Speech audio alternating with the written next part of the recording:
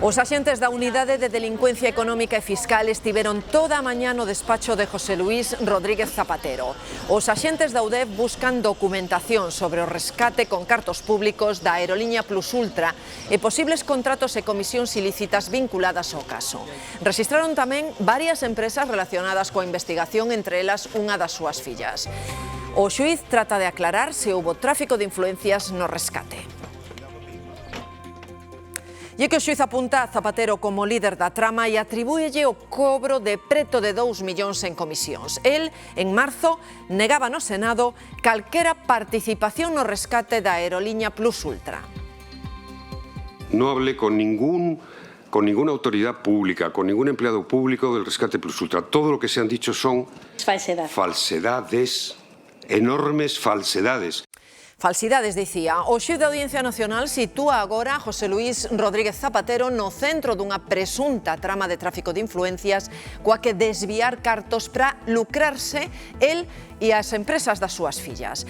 Acúsao en concreto de 3 delitos: o de organización criminal, falsidade documental e tráfico de influencias, con penas que poden sumar máis dunha década de prisión.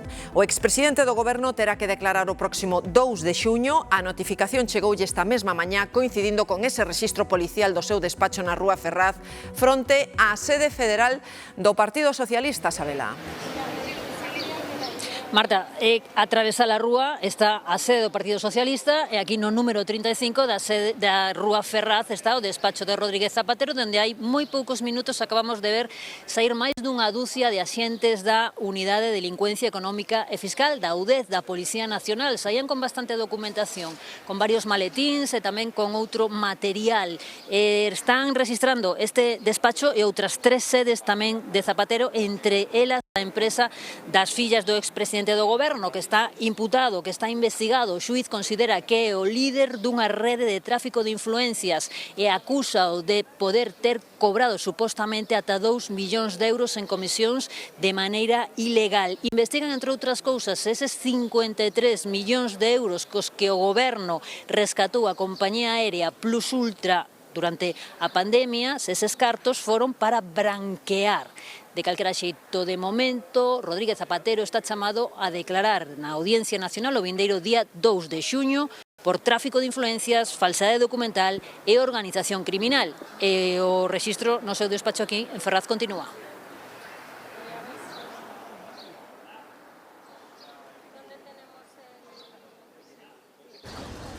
Ás 10:15.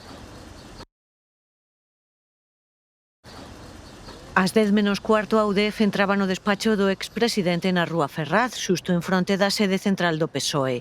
Os rexistros ordenounos o xuíz da Audiencia Nacional que investiga o rescate de Plus Ultra. Yo no he tenido nunca relación con Plus Ultra de ningún tipo. Zapatero sempre negou que participara nesa operación, mesmo no Senado, pero si admite vínculos cunha empresa que foi contratada por Plus Ultra. Trátase da consultora dun amigo seu, Análisis Relevante. Pagoulle o expresidente máis de 400.000 euros por redactar informes. 70.000 euros brutos de media al año. E tamén contratou por 200.000 euros a empresa de marketing das súas fillas. Yo le propuse que estuvieran tamén mis hijas, era el acuerdo. As dúas fillas de Zapatero estiveron presentes durante os rexistros practicados este martes na súa axencia, What the Fab. Os axentes tamén acudiron a outras 2 compañías vinculadas co amigo de Zapatero. Julio Martínez xa está imputado na causa desde decembro e por iso non quiso responder ás preguntas dos senadores hai un mes. Mi derecho a no contestar a las preguntas de sus señorías. Por orde do xuíz, os axentes tamén entregaron un requerimento de información na SEPI e a José Luís Rodríguez Zapatero citouno para declarar nos xulgados o próximo 2 de xuño. O maxistrado sitúao como presunto líder dunha estrutura estable dedicada ao tráfico de influencias a cambio de cartos. Pois o expresidente Zapatero reacciona. Acaba de lanzar un vídeo comunicado negando que el fixese xestións en favor de Plus Ultra. Defende a súa inocencia e asegura que dará explicacións ante os medios nos próximos días. Quiero reafirmar que toda mi actividad pública y privada se ha desarrollado siempre con absoluto respeto a la legalidad. Mi actividad privada y los ingresos y remuneraciones que he tenido han sido declarados vía IRPF con absoluta transparencia y legalidad. O Goberno pecha filas con José Luís Rodríguez Zapatero e apela a súa presunción de inocencia. Os socios de esquerda van máis aló, cuestionan a actuación dos xuíces. O Partido Popular vincula directamente a Zapatero coas decisións que tomou Pedro Sánchez no Consello de Ministros. O Goberno lanza unha mensaxe de tranquilidade respecto á xustiza e presunción de inocencia. Que la justicia haga justicia, pero sin perder nunca de vista ese principio fundamental.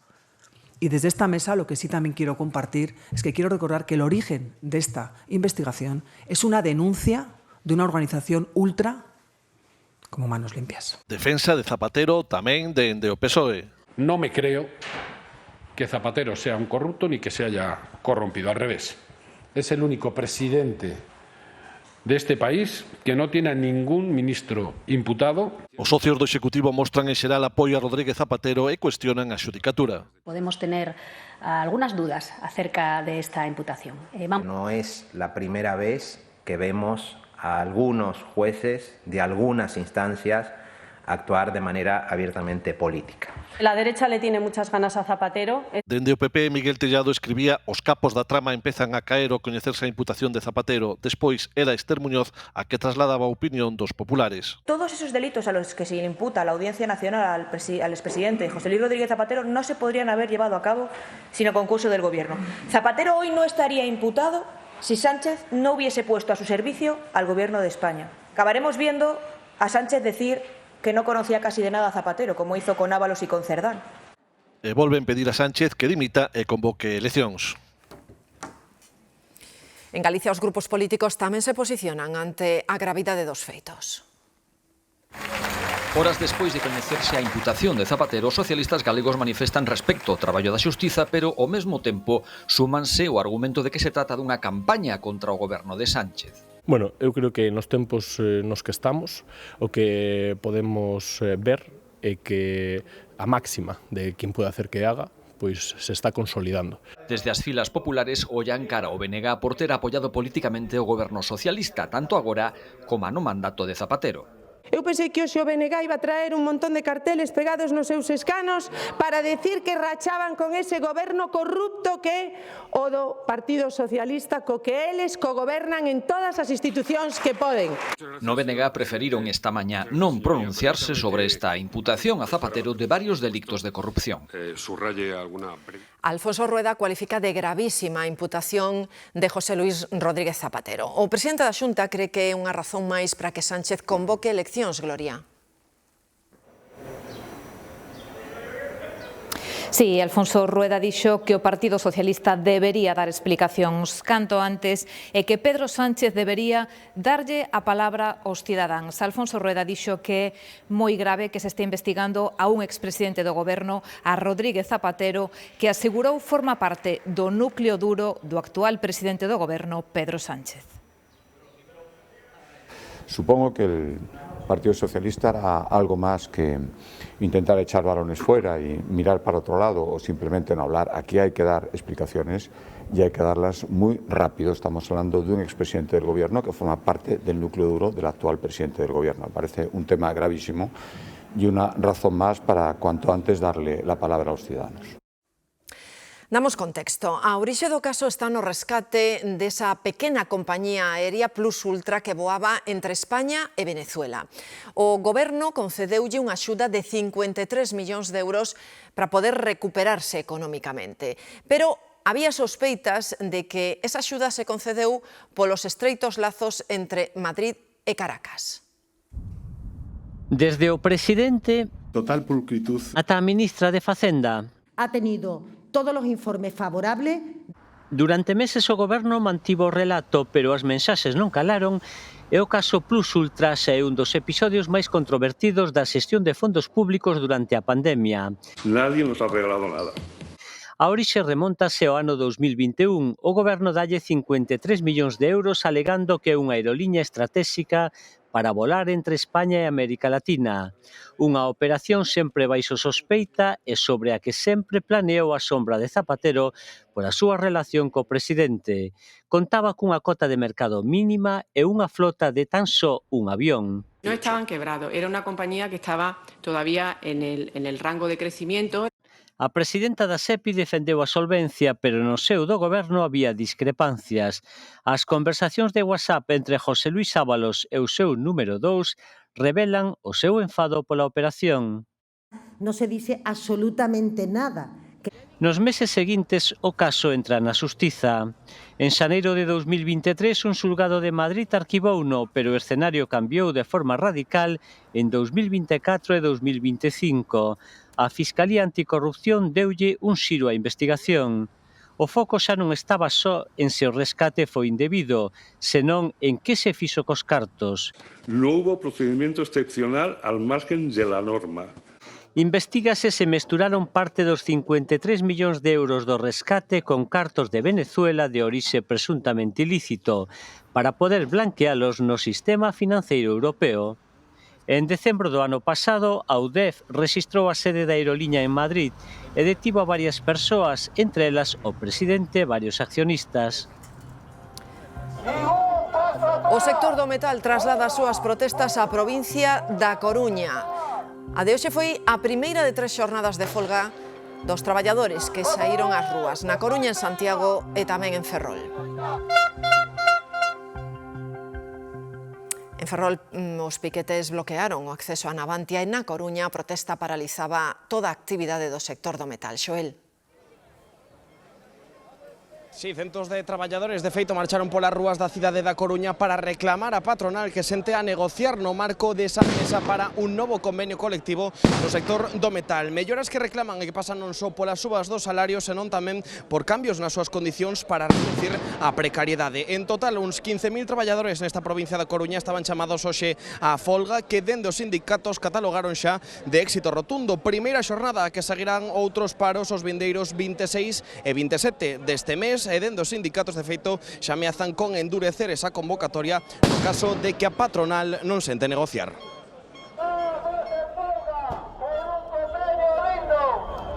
Un éxito, segundo os sindicatos, esta primeira xornada de paro no metal da provincia da Coruña. Ten actividade no sector nos polígonos industriais de Santiago, A Coruña e Ferrol. Fomos capaces de pechar as empresas máis importantes que hai aquí na comarca, todas de máis de 100 traballadores, non abreu ningunha. Sobre a mesa, a reclamación dun salario xusto cunha suba do 5%. O que pedimos é un convenio xusto, tal como está neste momento o IPC, creo que é o razonable para que a xente non perda poder adquisitivo, e a revisión salarial que sea desde o día 1 de xaneiro. Denuncian que a patronal pretende un convenio á baixa. Si o que temos no convenio é noso, non nos lo podemos quitar. Temos dereito, cando vamos de baixa, 3 días que nos complementa a empresa, que cando no Estatuto dos Traballadores non está. Ese é o que estamos reivindicando, que nos lo queren quitar. Piden tamén melloras da seguridade, preocupados pola sinistralidade e reducción da xornada laboral. Quéixase de que a patronal non negocia. Non é de recibo que estamos aquí nunha manifestación, é unha folga, por culpa de que non se sentan a negociar. Anunciamos que é un secuestro da negociación colectiva en este momento. A patronal está nunha tesitura que non se quere sentar a falar con nós, non quere ninguna negociación. Convocadas novas xornadas de paro para os días 26 e 27 de maio. A CIGA quedou descolgada do acordo que se firmaron Comisións Obreiras e UGT coa patronal en Pontevedra e hoxe manifestouse ás portas da feira Navalia. Navalia é o escaparate da industria en España, da industria naval, unha feira para pechar negocios entre empresas. Ten un alcance de 120 millóns de euros de negocio entre actividade directa e indirecta.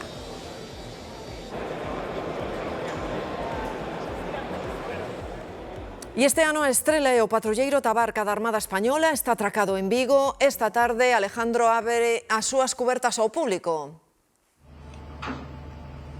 Si, Marta, un buque que ten a súa base na Escola Naval de Marín e que chegaba esta mesma mañá ata aquí ata este peirao de transatlánticos da cidade de Vigo. Unha boa oportunidade, como ti ben indicabas, para visitar as súas cubertas, tamén para coñecer a súa capacidade de defensa, pero tamén para descubrir como é a vida no interior desta embarcación de 44 metros de eslora e 6 metros de manga. As visitas guiadas por parte da tripulación comezarán esta tarde, continuarán mañá en horario de mañá e de tarde e rematarán o xoves en tan só horario de mañá. Unha actividade que, como ti ben indicaba, se encadra dentro da programación da Feira Navalia que se está a levar a cabo durante estes días aquí na cidade olívica.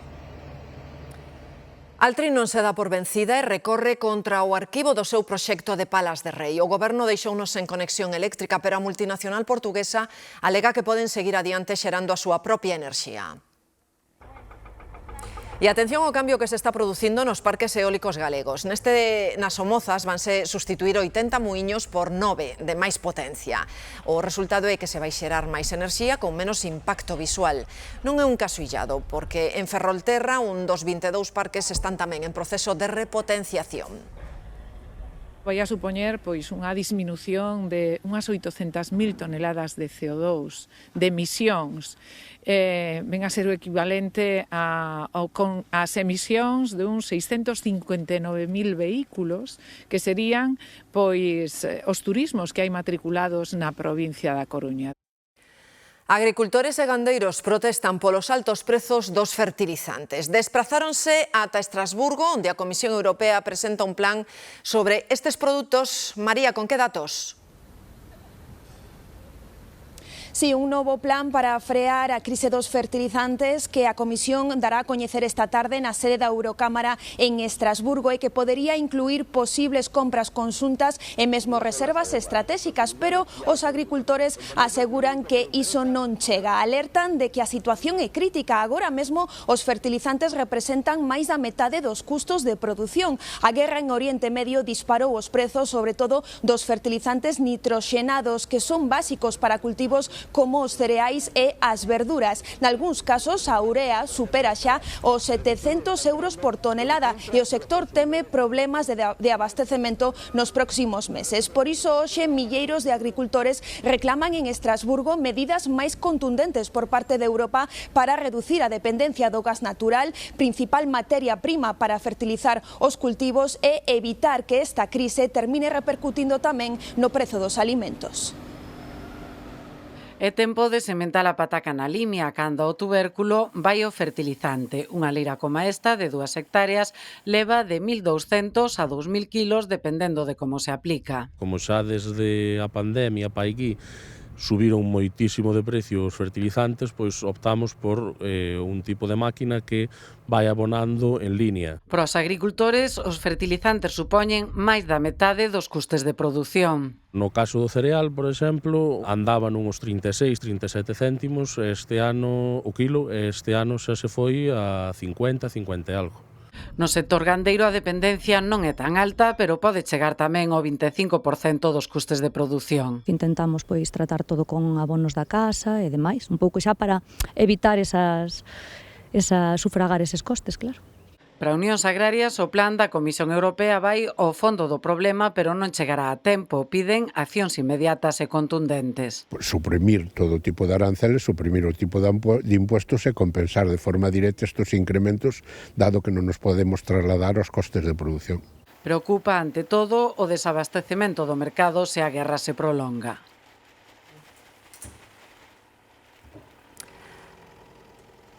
A vivenda e os proxectos de transición ecolóxica están no centro do último plan do goberno que inxectará 13.000 millóns de euros nas empresas de todo o país. A través del fondo de España Crece, el ICO podrá desplegar diferentes instrumentos financieros como préstamos, garantías o también inversiones en capital para acompañar, como hacemos siempre, al crecimiento de las empresas españolas en todas las etapas de su desarrollo. E Galicia renova a súa alianza con Asturias e con Castela e León para reclamarlle ao Goberno central melloras nas súas infraestructuras. Os presidentes das comunidades piden tamén un financiamento que teña en conta as súas necesidades. Gloria. Sí, Marta, aquí en Oviedo, Rueda e os seus homólogos de Asturias e Castela e León fixeron fincapé na necesidade dunha conectividade forte. Volveron reclamar máis velocidade pro corredor atlántico e tamén que se eliminen as peaxes na AP9. Rueda, Barbón e Mañueco falaron tamén do financiamento. Reivindicaron a Declaración de Santiago, un documento firmado no 2021 na capital de Galicia por comunidades de distinto signo político, no que se pedía un reparto de fondos solidario e negociado multilateralmente.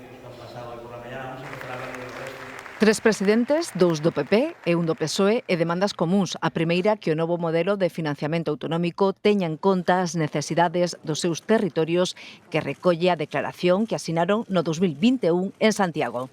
Cuando firmamos aquella declaración, 8 comunidades autónomas, éramos 5 presidentes socialistas, autonómicos socialistas. A la multilateralidad, tener en cuenta la población sí, pero todas las circunstancias de la población, el envejecimiento. La condonación primero no la hemos pedido, no es lo más urgente. Galicia necesita una financiación diferente. Estamos infrafinanciados, igual que todos los que estamos aquí.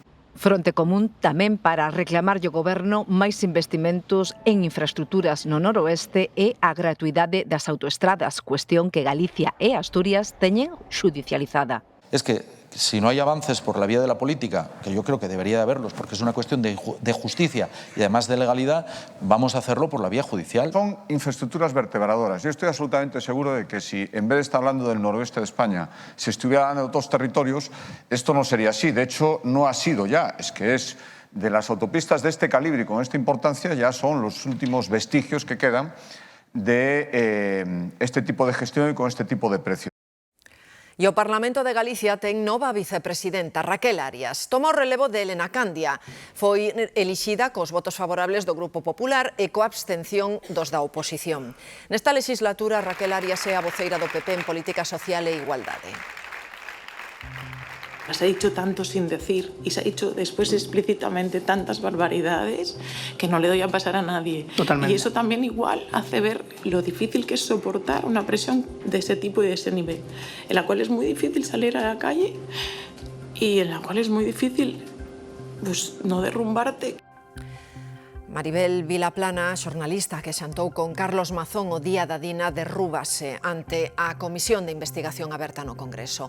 Ante as insistentes preguntas dos deputados, responde que non ten responsabilidades políticas. Remítese a súa declaración xudicial. Esto es una comisión de investigación política. Yo no tenía ningún cargo político, ni lo tengo ahora, por supuesto. No tenía ninguna responsabilidad, ni la tengo ahora. No participé en ningún sistema de emergencias, ni participo ahora. No tomé ninguna decisión en su momento, ni la tomo ahora. Soy prudente, soy responsable y he colaborado en todo y más en la justicia. Uns 21.000 mozos varóns de menos de 25 anos están chamados a vacinarse contra o virus do papiloma en Galicia. O Sergas extende dos 21 aos 25 esa vacina. E tamén a van poder solicitar os que non a puxeron cando lles tocaba. Polo motivo que sexa, se non administraron cando lle correspondía, sempre a van a poder administrar, sempre se van a poder recatar. Recordamos que esta vacina está incluída no calendario de inmunización ao longo de toda a vida, tanto para os nenos e nenas aos 12 anos e a maiores. As nenas xa teñen recomendada desde o ano 1994 e ora os varóns todos os nados desde o ano 2001. O que non responde ás vacinas é o gromo de ébola que se extende por África. Xa saltou do Congo a Uganda e en Alemanha hai ingresado un misioneiro que foi trasladado dende a zona cero do gromo. En total, son máis de 130 os mortos e 500 os casos sospeitosos. A Organización Mundial da Saúde mantén a emerxencia internacional porque hai temor a que esa infección siga medrando.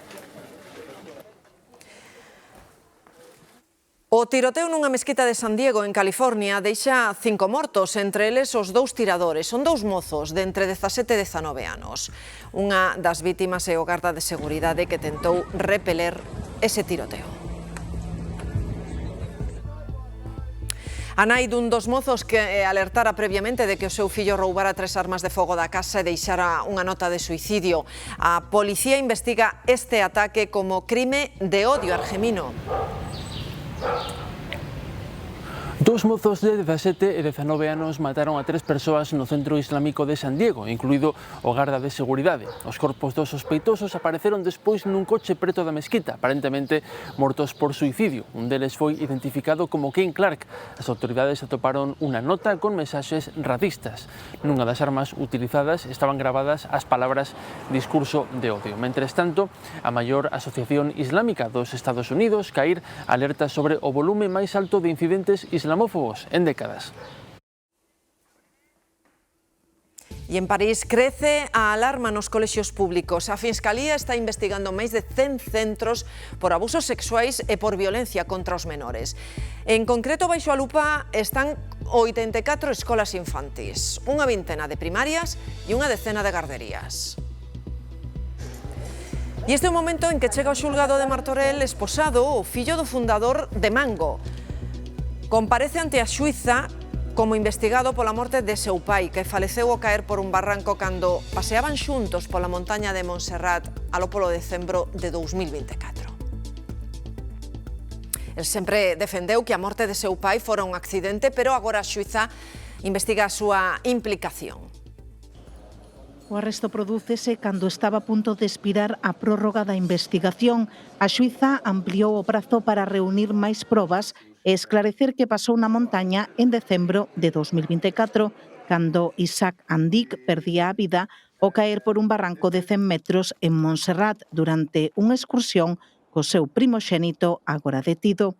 O suceso primeiro investigouse como accidente, a versión que mantén o fillo e que apoia a familia que sempre se amosou convencida da inocencia de Jonathan Andic. Pero desde outubro o foco xa estaba sobre o fillo e a policía investigaba a morte do magnate catalán como un homicidio.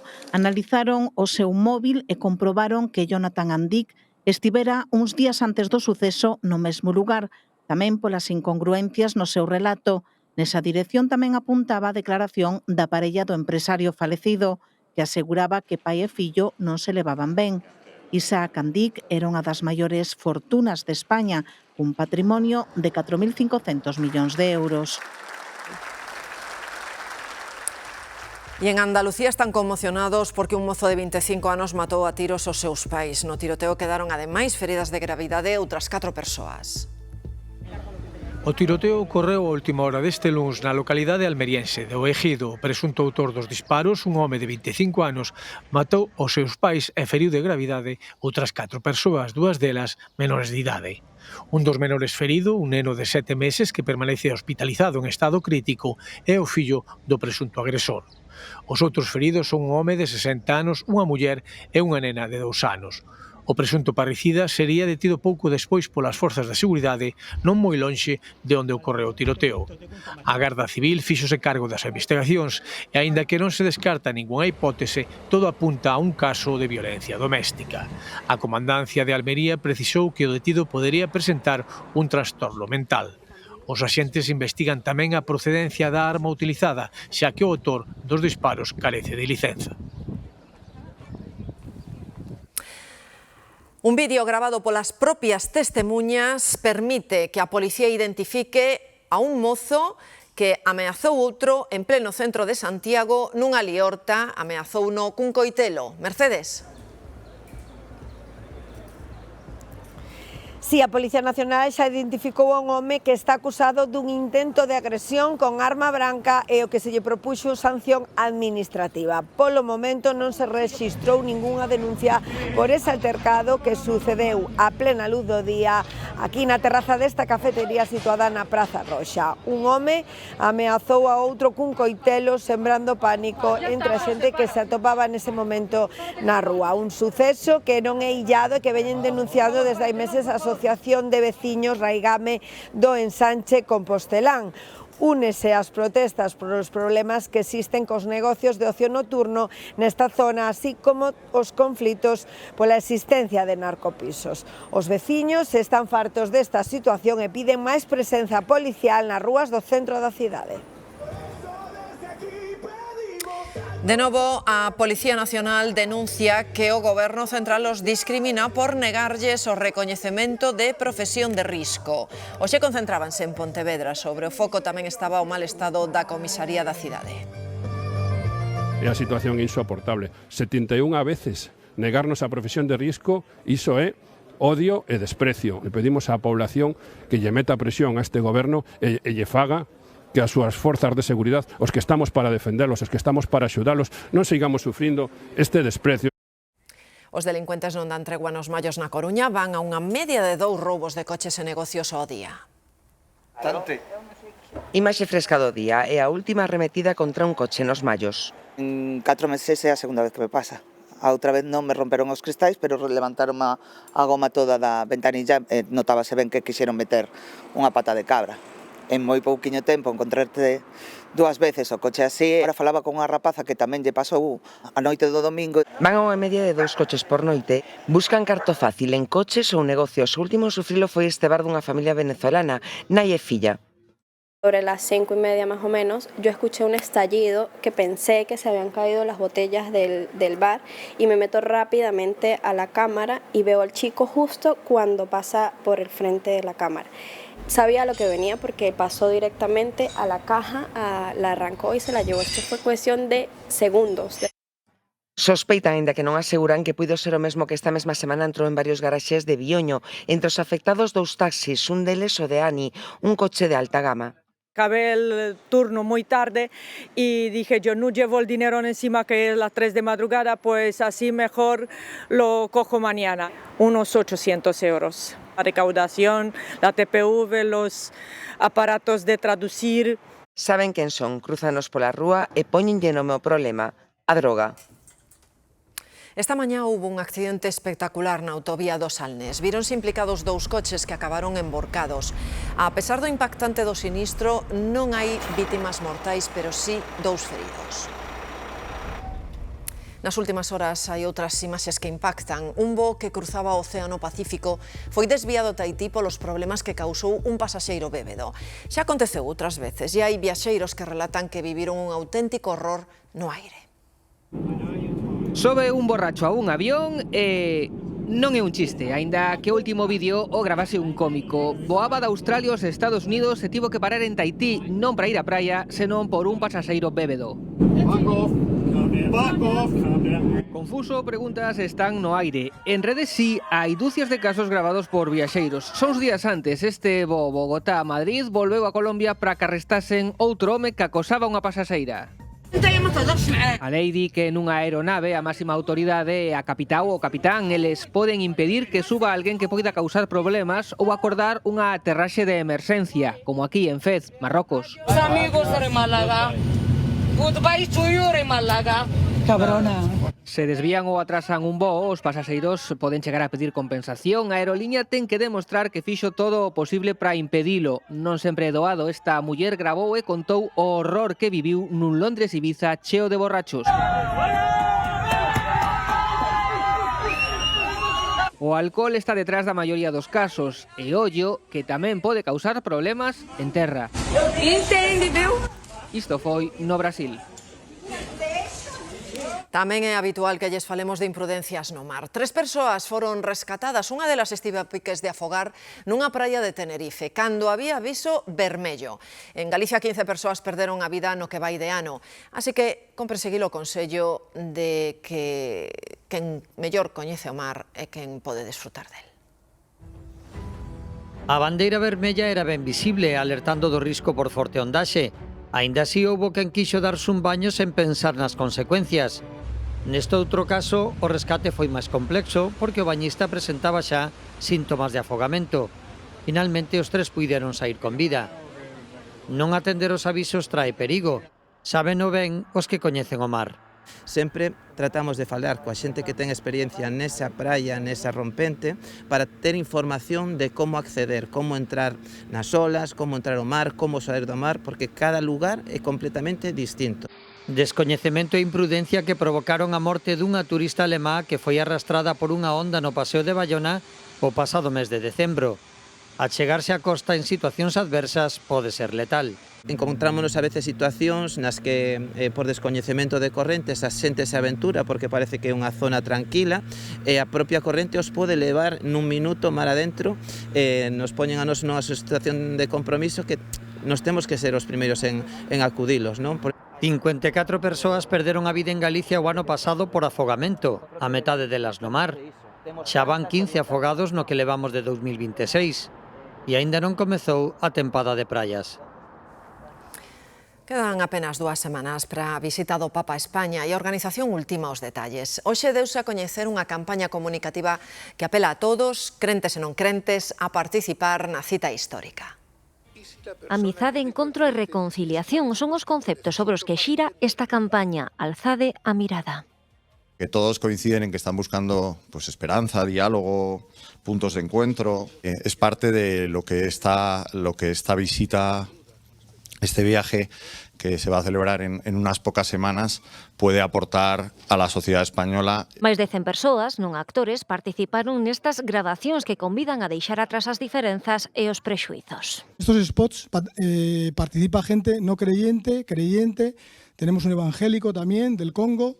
Se ha apuntado mucha gente que está esperando al Papa como agua de mayo. No itinerario da visita do Papa, 3 escenarios, Madrid, Barcelona e Canarias, e unha ampla axenda con importantes actos litúrxicos. Para a Santa Misa prevista en Cibeles hai inscrita xa 250.000 persoas. Tamén masiva se agarda a procesión do Corpus polas rúas da capital. Irá desde la plaza de Cibeles por la calle de Alcalá y alrededor de la altura de la parroquia de San José dará la vuelta y volverá al punto de partida. A organización chama a inscribirse para poder participar de maneira directa dos actos abertos ao público da visita do Papa León XIV do 6 ao 12 de xuño. Alcen la mirada, bajen las barreras, encuentren las respuestas. Madrid para participar na gran visilia que o Papa celebrará o 6 de xuño coa mocidade. Queren trasladarlle persoalmente a León XIV unha invitación que se sume á peregrinación europea da mocidade o próximo ano santo. Hai confianza en que o ano que ven o Papa visite Santiago con motivo do Ano Santo. O convite oficial está feito dende o Arcebispado, pero agora é a mocidade galega a que quere sumarse á petición. Saben que para o Papa son a esperanza da fe cristiá. O Papa tennos moito cariño aos xóvenes. Xa o demostrou en distintas oracións, vigilias, misas. Con motivo da visita papal a España durante o mes de xuño, 500 mozos católicos galegos van viaxar a Madrid para pedirlle que veña a Santiago o ano que ven. A logística xa está preparada. Tenemos 3 autobuses desde la delegación, uno desde Santiago, otro desde Coruña y otro desde Pontevedra, todos llenos de jóvenes con muchas ganas de ir. O momento máis simbólico para trasladarlle o convite a León XIV será durante a gran vixilia que se celebrará a noite do 6 de xuño, en que van participar 250.000 mozos de toda España. Porque las vigilias siempre son como el momento así más de unión con toda la comunidad, con los jóvenes, con gente de tu edad, que bueno, pues estamos todos hacia un mismo fin, que es ver al Papa y bueno, sentir a Jesús entre nosotros. Moitos dos participantes nesta vixilia irán a Galicia o ano que ven para unirse á peregrinación europea da xuventude e queren que este Papa camiño carón deles. A ver, dentro da posibilidade que ten, porque penso que está moi ocupado, pero sí, faríanos moita ilusión. As organizacións humanitarias constatan que o perfil maioritario das persoas vulnerables é o dunha muller inmigrante que ten entre 30 e 55 anos. Sábeno ben en Cáritas que só na área de Santiago facilitou o ano pasado máis de 600 insercións laborais. Detrás de cada oportunidad laboral, de cada contrato, de cada empleo recuperado, hay una persona que desea de nuevo sentirse útil, reconocida e integrada en la sociedad. Cada oportunidad de empleo que se abre es una puerta que se abre precisamente a la dignidad, a la estabilidad y al futuro.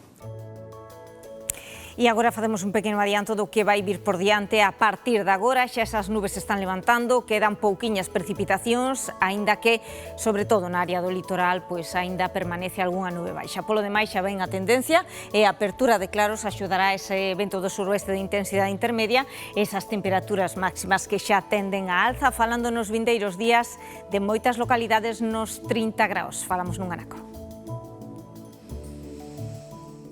Hoxe hai 101 anos nacía Malcolm Xe, un dos grandes activistas polos dereitos da poboación afroamericana nos Estados Unidos.